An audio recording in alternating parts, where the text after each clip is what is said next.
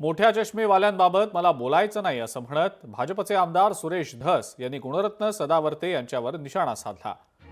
तर आका म्हणणारे धनंजय मुंडेंची बरोबरी करू शकत नाहीत असं म्हणत गुणरत्न सदावर्तेंनी सुरेश धस यांनी केलेल्या टीकेवर आता पलटवार केलाय। मोठ्या चष्म्यावाले असं नाही, मला त्यांच्यावरती बोलायचं नाही।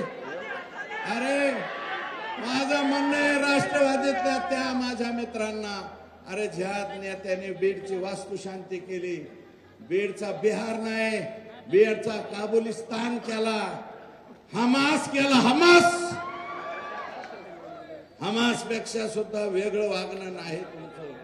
इतकी बेकार तालिबानी हे वागणं तुमचं कसं आहे, हे वागणं बरं नव्हतं। धस ची काय हिम्मत आहे माझ्यावर बोलायला।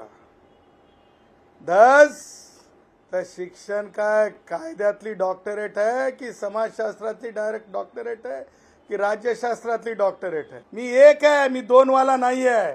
त्याच्यामुळं मला धसची बोलायची हिम्मत नाही आहे, मला धसची बोलायची हिम्मत नाही है।